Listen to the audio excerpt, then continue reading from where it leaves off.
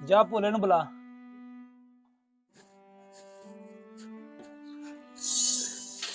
आप बोले ठेकेदार बुला रहे हैं।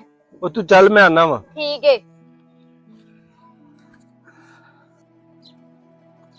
साहब आ रहे हैं कोला। अच्छा ਹਾਂਜੀ ਠੇਕੇਦਾਰ ਸਾਹਿਬ। ओ भोले और तेरा काम सानू पसंद आया है। आज तो बाद तेरी तनख्वाह 15,000 तो 20,000 कर दी है। ਠੀਕ ਹੈ ਸਾਹਿਬ।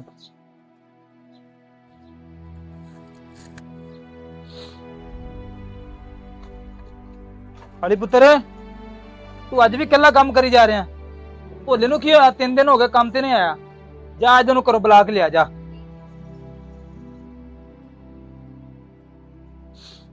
जी ठेकेदार साहब। ओ भोले तू 3 दिन तो काम ते नहीं आ रहा। तेरी सैलरी फिर मैं 20,000 तो 15,000 रुपए करने लगा वहां। ठीक है ठेकेदार साहब। गल सुन जो तो मैं तेरी सैलरी 5,000 ਵਧਾਈ ਸੀ फिर भी तू इतना खास खुश नहीं होया। आज मैं तेरी सैलरी 5,000 घटाई है ਤੇ ਫਿਰ ਵੀ ਤੂੰ ਉਦਾਸ ਨਹੀਂ ਹੋਇਆ। ਠੇਕੇਦਾਰ ਸਾਹਿਬ ਜਿਸ ਦਿਨ ਤੁਸੀਂ ਮੇਰੀ 5000 ਸੈਲਰੀ ਵਧਾਈ ਉਸ ਤੋਂ 2 दिन पहले ही मेरे घर बेटा पैदा होया।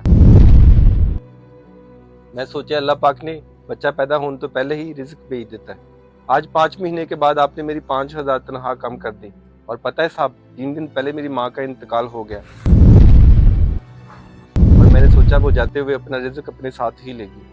और ठेकेदार साहब हमें जो भी रिज्क देता है वो अल्लाह देता है, इसीलिए मैं उदास और परेशान नहीं हुआ।